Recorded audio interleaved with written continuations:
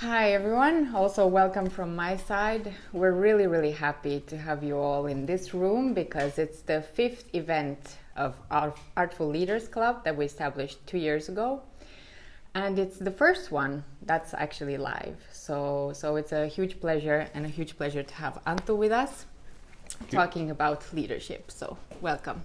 Thank you. It's an honor and a pleasure. And let me just spin on what Ia was talking about, this Artful Leaders Club, and something I picked up on you gentlemen there coming in, where you said that you only had a couple of breaks during the day, and I'm reflecting, actually thinking that this platform is so needed, and I'm thinking what Christian Pullola yesterday, when it was announced that he's going to be the new CFO of Finnair, when he said that the time to reflect as leaders. And I think that it's recommendable what you guys at Co-Founders have established here with this Artful Leaders Club, where we can come together without having a defined agenda or a specific outcome in mind, but kind of like with art, you go and observe it, you go and reflect upon it, and some people find it beautiful, whereas others find it horrific, and we're looking at the same piece from different perspectives, and yet it will give a meaning for people. So I think what you are creating here is super important. And on that note, I want to introduce one of the topics which I also use in the book, which is kintsukuroi. And if you haven't heard of it, you will hear now about it. I love kintsukuroi because I just love the way how it sounds and feels when you say it. I mean, kintsukuroi. It's a Japanese art form and a philosophy. And basically what it does is it embraces imperfection as part of life. Now, chew for that for a moment. Imperfection is part of life. And look at how we behave in organizations. We strive for perfection, where we know we are doing things, we are leading in an environment for the first time. We're doing things for the first time and we are expecting perfection. And then we become very troubled with that. We need to become perfection. And you look at people, and unfortunately young women today, instead of being beautiful as they are, they start to plastic surgery and all this Botox shit that goes around, instead of embracing the beauty they have. And the art form and the philosophy, I mean, if you take a vessel, you break it. It's broken, and we, in the Western world, we discard it as we can't use it anymore because it's broken. And we replace it with something else.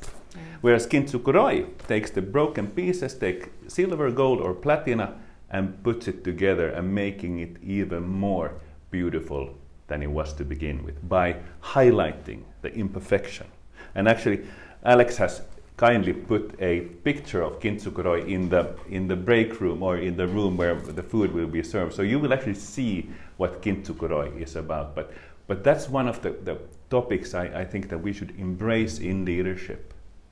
And when we embrace imperfection, we can start talking about it. So a mistake is not something terrible, it's actually something we can learn from. But only if we talk about it. If we hide it, we will repeat the mistake.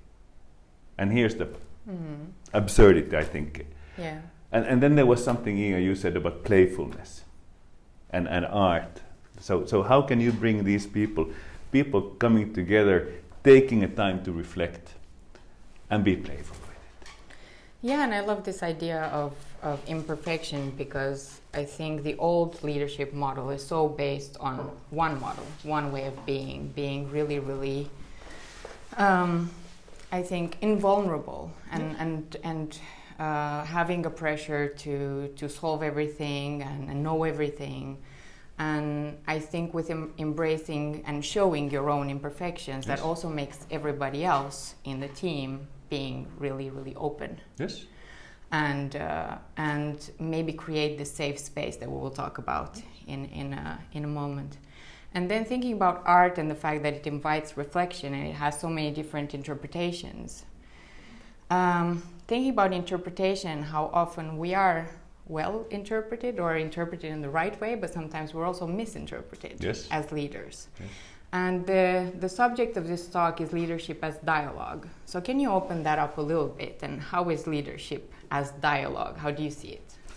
So this might get a little quasi-philosophical, but actually, so for some reason, we as human beings like to ascribe things and dedicate it to one person. And typically in the Western world, it's a white man. And then we think that that's the leader. And I just refuse to believe that any one person can solve the complex issues or have solved the complex issues in the past. But history, we have written it, and we have then told a story about typically people nobody has ever met, and then we raise them on a pedestal. It's the hero story. It's the hero, and I think it's about, and there's actually a chapter in the book I'm doing this. I'm going to market it. Good reference. So there's a chapter called The Killing of the Hero. And I think it's time to kill the hero concept of leadership. And actually it's how do we as leaders bring people together to reflect on things we have not the slightest idea of how we're going to solve it. Instead of, and here we come to the imperfection, if I as a leader can actually portray myself as imperfect, it makes me human. And you are human, I mean. Yes. Now, if I'm human, that gives hope to people. They see that this imperfect person has become something. I can also become that. But then also, when I'm human, I'm approachable. Now, when I'm approachable, and now we're coming to the safe place, but let's stay on a dialogue. But when I'm approachable, and if I'm actually present and attentively curious, playfully curious about what people think, and I have the time and space, the platform to reflect on things, I might actually learn something, I might discover things, but that means instead of pretending that I know, which I don't have the slightest idea of what I even want in 5 minutes. And yet we spend so much time in organization predicting the future, trying to control it. And if COVID didn't teach us anything else, that we can't control and we can't predict. And it's about our adaptability, how we are kind of staying present without being fearful, realizing and admitting or just acknowledging that yes, there will be mistakes, and that's totally fine as long as we learn from it and as long as the mistakes are not lethal. Yeah. And that's actually when we kind of were planning this. And to Ia, what you said about the playfulness, I sometimes with my clients say that if children behaved like we adults, none of us would be walking. We'd do it one time, we fall on our ass. Second time, we're like, this four-wheeling is much better. I'm just gonna. Third time, we give up. I failed.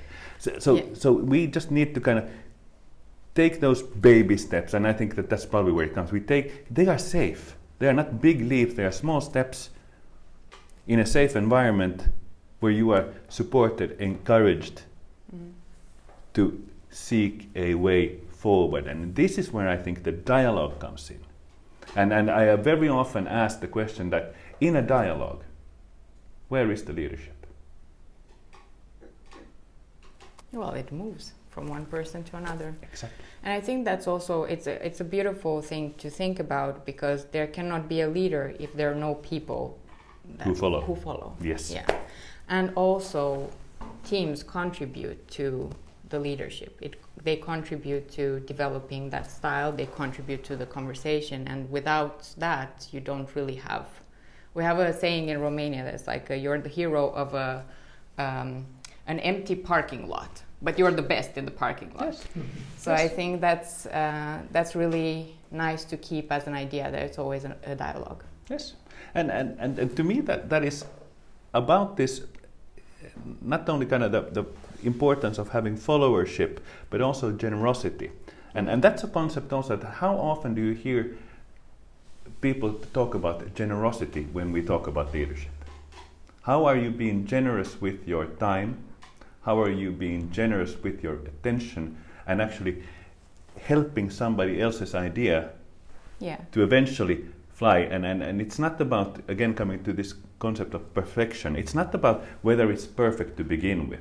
It's actually what we do in order to make it a little better, eventually perfect, if such things would exist. And leadership is so much about not you being in the limelight, but facilitating that for somebody else. Yes. It's not you who should be at the forefront of everything. In fact, it can be quite counterproductive. But let's move to the first main question of the agenda, even though we don't have an agenda.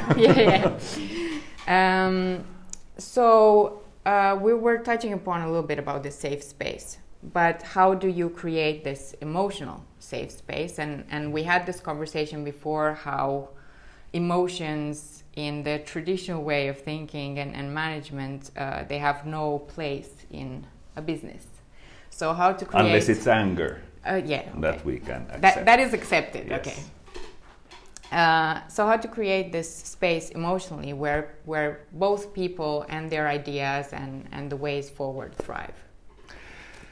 Well, for those of you who don't know me, which is most of you, what I do for a living is that I observe people and their behavior and how that impacts the emotional space in the room. I.e., is it a room where I willingly come, where I want to stay because I feel safe, or is it one where I am because I don't have a choice and I'm just waiting to get out of here?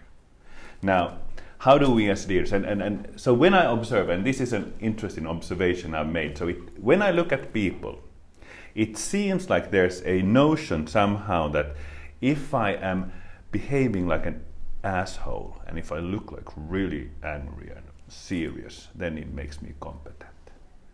And that if I smile, it would make me less competent, because I see very few people smile at business. And I hear people in Finland, unfortunately, ollaanko me tultu pitää tänne hauskaa? Did we come here to have fun? Well, yes. Also. It does not hurt if it's fun while we do serious stuff, playfully. So how do we, being imperfect and not being afraid of showing imperfection, but embracing it as in kintsukuroi, and behave like human beings, smiling, which is actually inviting people in. So again, this point of approachability, where we can increase the likelihood of actually discovering something when we go in with an open mind and curious about what you think. And here comes that, only if, when you feel safe, will you truly speak your mind. Yeah, and you mentioned a few times how signals, like non-verbal signals, are so very important. So when you are so serious and go more towards anger and you're so competent. Really? How does that, what kind of signals does that kind of attitude send? And the reverse maybe. So this is super important. So whether you guys, and you might know this, but I'm going to say it anyhow, whether you know it or not, you're constantly radiating signals. All the time. And whether I like it or not, I'm constantly picking these up, these signals. And if these signals are positive, it's going to help me relax, and I'm going to feel at ease, and my brain is actually going to function. So I'm going to remember the points we kind of agreed to make. Or the contrary. The interesting is my competence on the topic does not actually shift from one day to another. And I was sharing an example, whereas I was running the precise same concept one week in Finland with a bunch of bankers, and next week in Poland with a bunch of miners. Mining, not miners, mining. So my competence was still the same. My performance was like night and day. The first one, I was struggling because the whole audience was. Why are you here?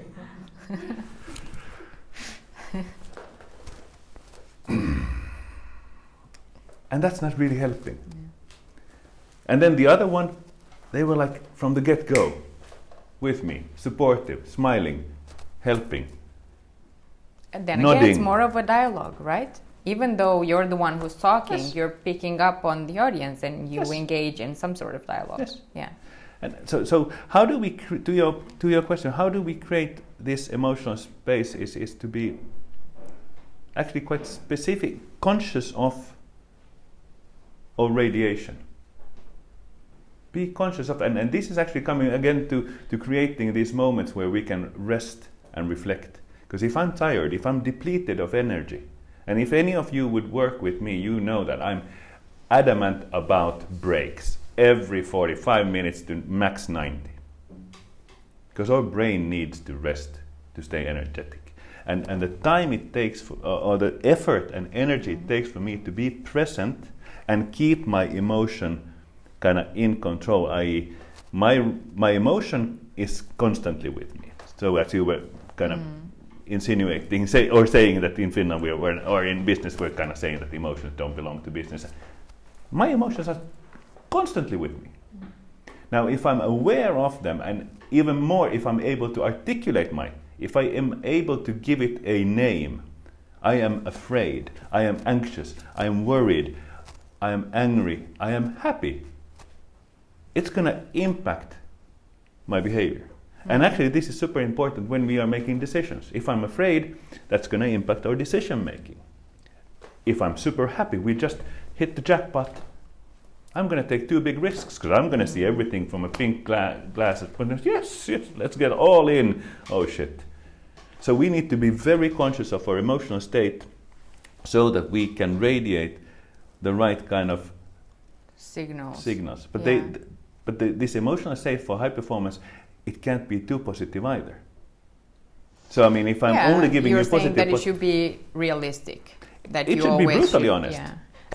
And how does this link with trust, right? Because that's a very, very valued currency, yet it is sometimes quite rare. But once you start voicing out or articulating how you actually feel about things, or how worried you are, how difficult some things are, how you're going through challenging times, once you're able to also articulate those with your teams, doesn't that create a better sense of trust?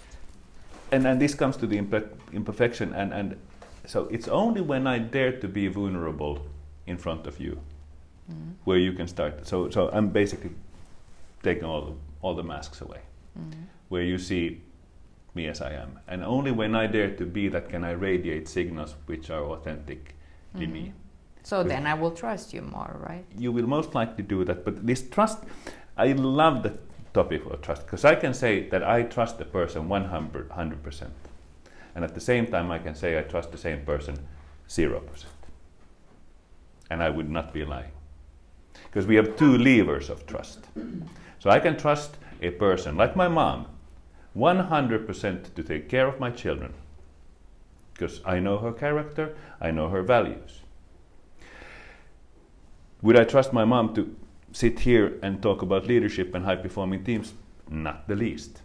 She is not competent. So that's about character and competence. Yes. Yeah. And you write about that in your book as well. Yeah. So this is very important, that when we talk about trust and establishing trust, is that why don't we trust people? And then, how many of you consider yourself to be trustworthy? How many of you have ever lied?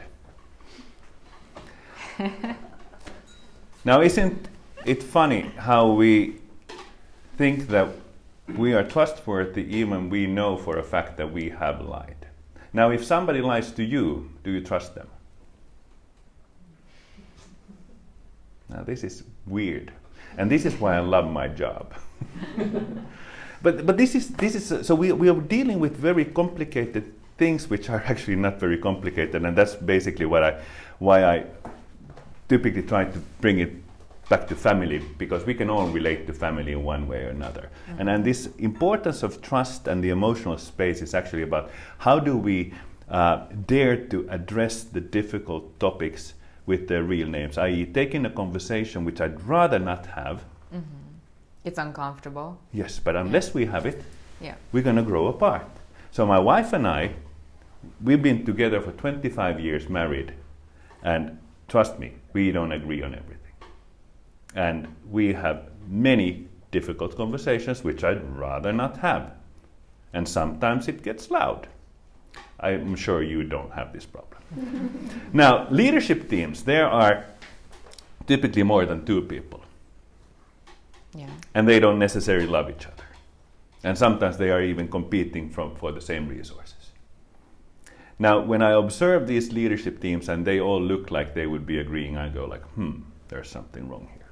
Mm-hmm. Being overly polite or yes. trying to not stir yes. the soup so too much. So I'm constantly observing what's the ratio between positive signals and negative signals. If the positives go too high, then it gets like, okay, is it true? Is this the perfect family? You know that perfect family who never argues, and then they divorce and everybody goes, that doesn't exist. How did they divorce? They never fought. No, that's the reason. And then you see these families who can have difficult conversations. Sometimes I see these leadership teams who are brilliant at having really tough conversations, where they do not necessarily agree. And it's not about actually agreeing, it's about being understood. So I can listen to you, I can hear you, I can understand you, and I can still disagree with you. But unless you feel that you have been listened to and understood, there is no way in hell that you're going to commit. Sure. And what's the way forward? Because I have a bit of trouble with this. You know, we agree to disagree. Okay, and then what? What happens after that? Is that like a solution? Where does that lead? For example, in a leadership team. That, in my book, leads to problems with execution, because if we agree to disagree, we typically don't create clarity on what we actually going to signal or have as a message. So I'm going to go to my team, you're going to go to your team, and we're going to tell two different stories. It's like my wife and I, when the kids were small, and my wife is, those who know her, she is much smarter than I am. So when she understands that even though Daddy wants to tell his darling daughters that yes, you may do as you please, my wife would say, we need to say no. And I'm like, I don't want to say no to my darling daughters. But I then agree, pretend to, like we in leadership teams, I nod, okay? And then we go and say no, and I do this. Mm-hmm. So you're taking that away, actually. My microsignal, my radiation, actually I'm saying yes, I'm saying no, but my body language is saying yes, and the girls go like, when mommy leaves, we know what to do. So this is how organizations work. Yeah. The leadership teams agrees to disagree. We go and say, well, you know Alex, but she said we're going to do this. Yeah, not in a million years. Exactly. So you're the creating whole biases. team, you're creating biases. We're creating. So there's one of my leadership heroes, Lemmy Kilmister from Motorhead, who says that if you think you're too old to rock and roll, then you are. So if you don't believe that you are actually going to be able to do it, the effort you put behind the effort or the energy you put behind the effort will not be sufficient to actually succeed. So then hence, okay, we tried, it didn't work, I told you so. So we create the conditions for failure if we don't believe in it. And if I come radiating a story... Yeah, and nobody's going to... you're undermining it all the time. Yes. You're saying one thing but doing another, or sending different kinds of signals. So if there's one thing I want you to take away from this talk, is that no human being follows a strategy. Unfortunately. We go like this. Kind of. Nobody follows... the PowerPoint, Timo and I, we spoke about how brilliant PowerPoints we created at Nokia. But the unfortunate thing is that nobody follows a PowerPoint either. So unless we are radiating confidence and belief in that strategic message, it's our behavior that they follow. And if we agree to disagree, it's going to show. Yeah, of course. And isn't it, this is also another part of the discussion, but what role does the ego play in that? Because then you're keeping to your idea, and it has a lot to do with your belief system, with everything, but it has a lot to do with your ego. Yes. So how do you negotiate that, and how much does your own ego stand in your way? If we're specifically talking about my not ego, it doesn't even general, fit generally. Yeah. So ego, of course, gets in the way, because ego gets very upset when you dare to challenge my authority, in a sense. And this again comes to that self-awareness and ego understanding that I am imperfect, my ideas are not. Sometimes really bad even. Yeah, and there's also a sense of like a fear of failure, right? Yes. That if you're wrong, then you're failing. Yes. And so again, coming back to this safe space, so our brain, I mean, if you imagine everything you know to be encapsulated into this circle, everything around it is what we don't know, i.e. it's scary like shit, because I don't know it. And as a leader, I should know it. And then I'm like, let's play it safe and stay in the comfort zone. Now, how do you start to expand that? And this is the coming back to the dialogue, actually. In my book, not the physical, but in my belief system, I think that leadership, greatest leadership tool of all time is actually the question. And now we come back to ego and we come back to signals. So how have you all, us included, come to the position where we are? By being really good at what we do, content-wise. And you've been recognized for your contribution, for your performance, and typically we get promoted within that content. We become a senior manager, we become a director and senior director, EVP, VP, and all the signals are constantly telling you that you are really good at what you do, feeding your ego. And people around you, seeing you being promoted, see the same signal, picking them up. Ooh, he or she is really good at what they do. So when I'm in trouble, I come to you, seeing you being advancing, seeking for your advice. So you have, and we have, a learned leadership of telling people what to do. In a world which we love it when people come and ask for of course, feeding my ego.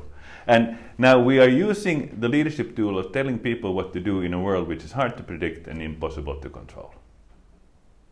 Yeah. So how do we relearn to actually be curious, be playful, and actually formulating the questions which we don't know anything about? And it's totally fine, because the first time we're going to do it, we know for a fact we're going to fail, and it's okay.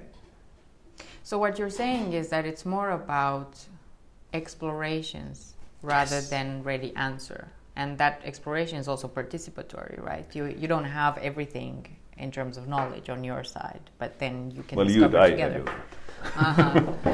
But no, so you're fully exactly. So we hire people and tell them what to do, or we hire people for their ideas, thoughts, and dreams, ideas, and explore it together without having time, because we love efficiency, which is a problem. So how do we create the time and space for reflection? Yeah. What do you think? So how are we being inclusive, using the question as a leadership tool with all the people, instead of having a monologue like I am having, vomiting on you, and you're like, oh God, when does he stop talking? But this is the magic. How do we learn to actually explore the minds and thoughts of the people we have hired because of their competence, and let our ego in a way? And so in a sense, coming back to the whole concept of dialogue, I think that leadership is something we only have on loan. As long as so you're loaning the leadership to me as long as it's beneficial, helping us forward, and then it's going on loan to somebody else. Do you see it more as, like, thinking about the role of a leader, do you see it more as a facilitating role? Yes. Than I think facilitation is a boss role. So of course, so we are not talking about democracy. Yeah. So in an organization we have a boss. So we have the title. My question is, if I deprive you of your title, take your position away, would anybody follow? Or will you be the best person alone on the parking lot? Yeah. So coming back to leadership being a mindset, a behavior, but how are we inclusive of people and their thoughts and ideas, but then being decisive after having listened to people's thoughts and ideas and say, okay, so this is what we do. And even if you can then create that transparency and reasoning of why won't we do yours. So you are suggesting A, I hear you, I understand you, but the reason why we won't do A is this and this and this. You said B, why we won't do B, but we're going to do C actually, and I think it's a brilliant idea. So now I'm supportive of, I actually had the idea, but I never said it because it already came, so I just support it. And this leads to another, like a next question, and it of course relates to everything we've been discussing, but how do you, in that context, because it's not a democracy and you are the one who takes that decision as a leader, how do you inspire people to follow you even if they don't want to go that way, even if their opinion was very different? Okay, you listened, you told them the reasons why, but how do you then motivate them and inspire them to go a different direction? And I do love the word inspire. So I cannot. So in my book, again, in that one. So I cannot make. I cannot change you. Mm-hmm. I cannot make you do anything but make. So manipulation, coercion, to me pressure, is not. Yeah. So I may get you to do what I tell you to do, but that's not leadership to be. But only when I, through being inclusive of you, mm-hmm. where, and then actually we should, and this kind of the problematics with diversity we should probably touch upon. Yes. But so how can I, only when I'm signaling to you that I do actually value and appreciate your thoughts, your ideas, even though we wouldn't necessarily follow. Exactly. Yeah. So being listened to and being understood is crucial to me. Then how do we treat people fairly, not equally, but fairly? Mm-hmm. And I'm want to be very particular here that I don't kind of think that we should treat people in the same way, because people are not the same. So somebody's performing on a top level should not be treated the same way as somebody who's underperforming. Sure. But they should be fairly treated. And this is very interesting how again, I'm going to go to diversity, because I'm going to look at things from a perspective. And if you are in my tribe, i.e. we are similar, mm-hmm. and we hold a similar value system, and we might speak a similar language, mm-hmm. it's much easier for me to understand. And when I can relate to you, I will actually give an explanation also to your behavior in a much more positive way than if you're very different from me. Sure, because you agree, so we're on the same page. Or I can at least relate to you even. I will put it so. And I'm going to go now on thin ice with our Prime Minister. How do I explain her behavior is one thing. But would, for example, Kirsi Purra do it the same thing? I might tell a very different story to myself. Because they do the very same thing but to a different person. One I relate to, the other one I don't. But the very same behavior. Mm-hmm. Now this is the problem of diversity, unless we are actually really focusing on creating that emotional space, unless we are truly inclusive of also the totally different ideas. And this is when I observe leaders, and this is coming back to your point on ego. When I observe leaders, when they have conversations, when we disagree, it looks like automatically you are wrong. Because instead of listening and trying to understand you, I try to argue with you and try to convince you of the brilliance of my idea. And yet, we have all been hired, if not the very same, then a similar HR process where you've gone through, you and I, we have both gone through a rigorous process. So we can, for a fact, say that we are both at least semi-intelligent. Yeah, and competent in our areas. Yes. But then, talking about listening, like you're forgetting to listen. But often we're so busy to get our point across or to demonstrate that we are smart and we are competent and we know our stuff, that we really don't listen. Yes. That somebody's talking to you and at the same time you're thinking in your head, well, what am I going to say next? Yes. So how is that a conversation, really? Yes. Now, again, we come to this energy, so and the brain's imperfection. And some people think that they are able to to do things. We can breathe, I mean, or internal systems, they run by the semi-automatically. So I don't need, my brain doesn't need consciously think, remember heart, remember to beat, or remember to lungs to function. They do it automatically. So I can multitask to that level where I'm talking to you and the system runs. But try to read an email and listen at the same time. Try to talk and write an email at the same time. It is impossible. So we are not able to multitask on a conscious level. So the listening which you are talking about, when you talk and I start to think, I no longer listen. Now imagine in organization, and this is one of the things I always mark as a negative. If I see people in a meeting and they are on their phone or on the computer, I know they are in the room, but they are hearing, but they are not listening.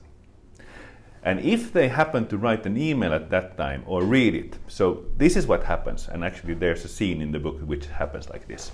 So I'm in the meeting, I'm reading an email kind of fast, without reflection, without thinking, and I'm replying emotionally.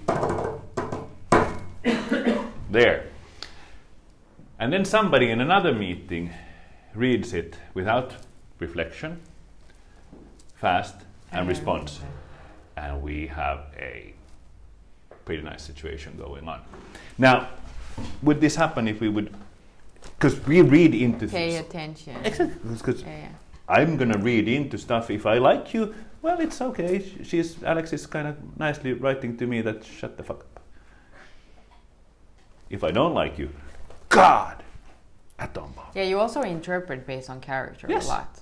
Yeah. My interpretation of your character. Yeah. My assumption of your character. Yeah, of course, based on what you perceive as character of a person. Yeah. And this is again when I'm looking at observing leaders in meetings when they start to argue, it looks like this.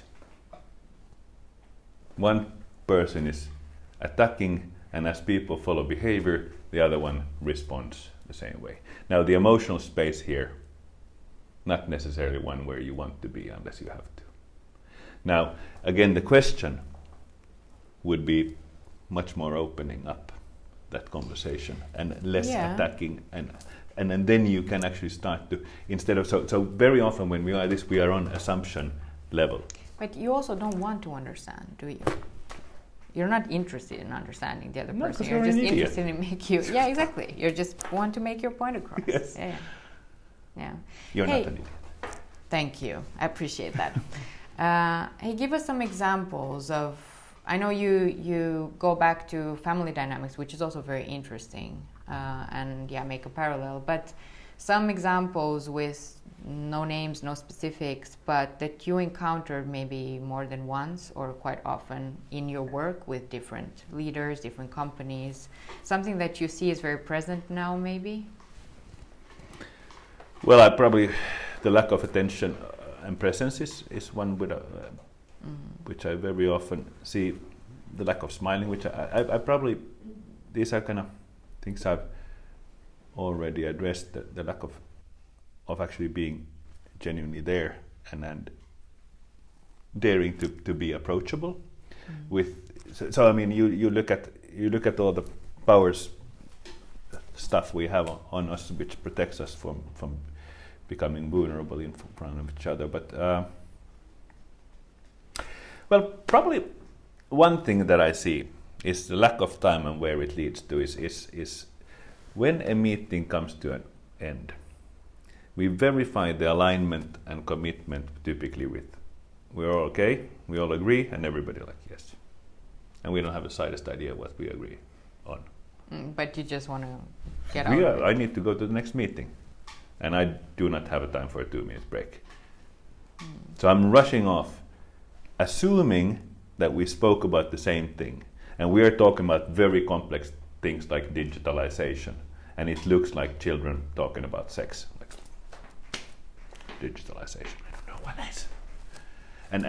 And we are not actually bringing the conversation where it becomes unsafe, where we might disagree. We keep it on a high level of abstraction. Hence, the likelihood of us actually being aligned and committed is very small. And if we now verify our alignment with a closed question, do you agree with me? Yes. We don't know if we agree.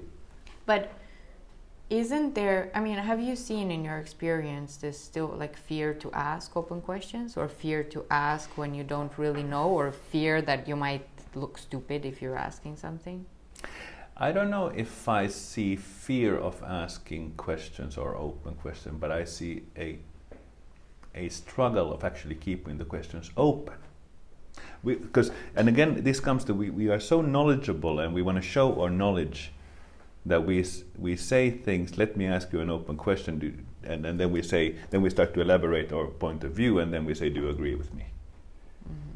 So saying it's an open question doesn't mean it becomes an open question. But you determine it as well, because you're hoping that they agree with you, so then it's done. Yeah, so because you're not actually opening up the possibility that you might not be heard, or your ego or brilliance would not be needed to be heard because somebody says this. If you ask an open question, Alex, what do you think? And then you say, okay, that's good, let's do. Mm-hmm. Now you're going to be shining. It's away from me. So I need to be generous with my time and space for you to fly. Exactly. It is about when you're talking about people don't have time and they're hurrying from one meeting to another, or there's a lack of presence and lack of listening. It is a generous thing to ask an open question, because then you have to be there and be present and really listen. That, and to the point of trust. Now, when we verify the expectation with an open question, Alex, if we agreed left, what will you do? Well, I will drive right. Hold on. Or if we agreed to paint the room, what will you do? Well, I will paint it blue. Specifics, being specific. With blue? By when? Now I can start to have an expectation, because you have just verbalized your understanding of what we had spoken about. Mm-hmm. Now, if you don't deliver, you can't say that I didn't know you meant blue, because you actually said it. Right. So I'm able to verify my expectation with an open question, which allows you to verbalize your thoughts, your understanding of what you've perceived that we have agreed. Yeah. And then you can align from there onwards, because everybody knows. Or clarify. Yeah. Cool. I would love to also open